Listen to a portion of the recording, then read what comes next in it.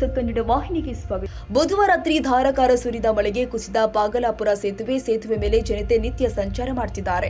ಇದೀಗ ಮಳೆಗೂ ಕೂಡ ಸೇತುವೆ ಇನ್ನಷ್ಟು ಕೊಚ್ಚಿಕೊಂಡು ಹೋಗುತ್ತಲೇ ಇದೆ ಎಂದು ಸಾಮಾಜಿಕ ಹೋರಾಟಗಾರ ಉಮೇಶ್ ಕೆ ಮುದ್ನಾಳ್ ಆಕ್ರೋಶ ವ್ಯಕ್ತಪಡಿಸಿದ್ದಾರೆ. ಯಾದಗಿರಿ ಜಿಲ್ಲಾ ಕೇಂದ್ರದಿಂದ ಸುಮಾರು 3 ಕಿಲೋಮೀಟರ್ ಅಂತರದಲ್ಲಿ ಇರುವ ಕೊಹಿನೂರು ಬಾಗಲಾಪುರ ಪ್ರಮುಖ ಗ್ರಾಮೀಣ ರಸ್ತೆಯ ಸ್ಥಳಕ್ಕೆ ಗುರುವಾರ ಭೇಟಿ ನೀಡಿದ ನಂತರ ಹೇಳಿಕೆ ನೀಡಿರುವ ಅವರು, ರಾಜ್ಯದಲ್ಲಿ ಇಂತಹ ರಸ್ತೆ ಅವ್ಯವಸ್ಥೆ, ಸೇತುವೆ ಕೊಚ್ಚಿ ಹೋಗಿರುವ ದೃಶ್ಯ ಎಲ್ಲಿಯೂ ಕೂಡ ಕಂಡು ಬಂದಿಲ್ಲ ಎಂದು ಅವರು ಆಕ್ರೋಶ ವ್ಯಕ್ತಪಡಿಸಿದ್ದಾರೆ. ಈ ಹಿಂದೆ ಸುರಿದ ಭಾರೀ ಮಳೆಯಿಂದ ಸೇತುವೆ ಮೇಲೆ ನೀರು ಹರಿದು ಸಂಚಾರ ಅಸ್ತವ್ಯಸ್ತವಾಗಿದ್ದು ಹೋಗಿರುವ ಸೇತುವೆ ಇದೀಗ ಈ ವರ್ಷದ ಮಳೆಯ ಕಾರಣದಿಂದಲೇ ಮತ್ತಷ್ಟು ಕೊಚ್ಚಿ ಹೋಗ್ತಾ ಇದೆ. ಈ ಸೇತುವೆಗೆ ರಸ್ತೆ ನಿರ್ಮಿಸಿ ತಕ್ಷಣ ಹೊಸ ಸೇತುವೆ ನಿರ್ಮಾಣ ಮಾಡಿ ಸಂಚಾರಕ್ಕೆ ಅನುವು ಮಾಡಿಕೊಡಬೇಕು ಅಂತ ಅವರು ದೂರಿದ್ದಾರೆ. ಇದರಿಂದಾಗಿ ರೈತರು, ಗ್ರಾಮಸ್ಥರು ದೂರದ ರಸ್ತೆಯ ಮೂಲಕ ಯಾದಗಿರಿ ನಗರಕ್ಕೆ ಸುತ್ತುವರಿದು ಬರ್ತಿದ್ದಾರೆ.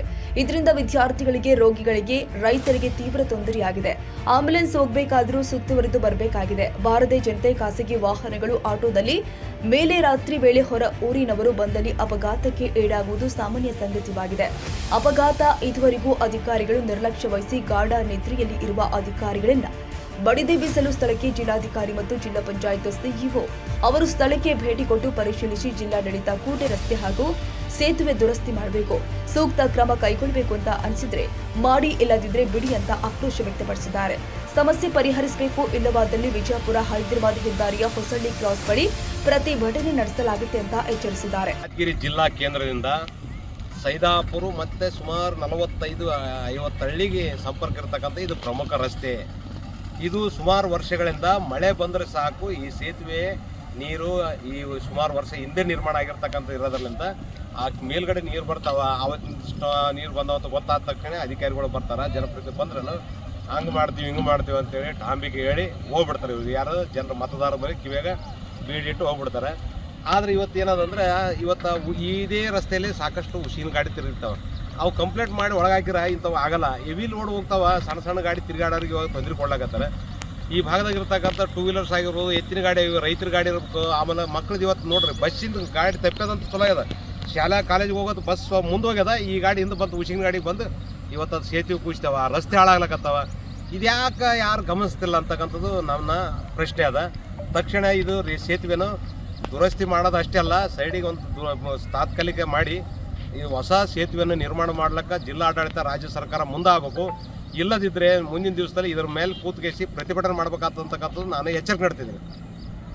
ಉಮೇಶ್ ಸರ್ ಹೇಳ್ದಂಗೆ ಇದು ಒಂದೇ ವರ್ಷದಲ್ರಿ, ಪ್ರತಿ ವರ್ಷ ಹಿಂಗೆ ಇದೆ.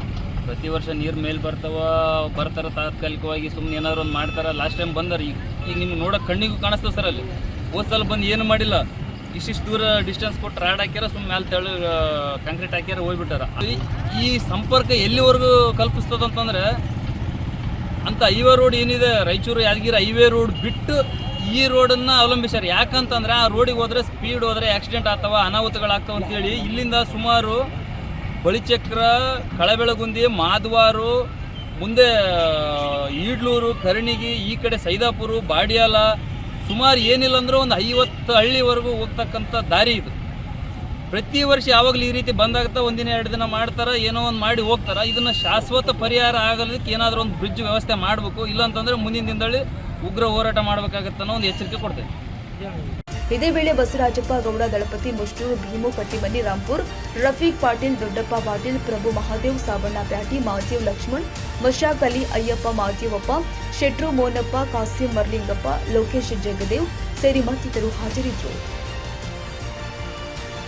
ತಾಜಾ ಸುದ್ದಿಗಾಗಿ ಎಂಟಿವಿ ನ್ಯೂಸ್ 24x7ಗೆ ಸಬ್ಸ್ಕ್ರೈಬ್ ಮಾಡಿ ಮತ್ತು ಬೆಲ್ ಐಕಾನ್ ಅನ್ನು ಒತ್ತಿ. ತಪ್ಪದೇ ಲಿಂಕ್ ಶೇರ್ ಮಾಡಿ.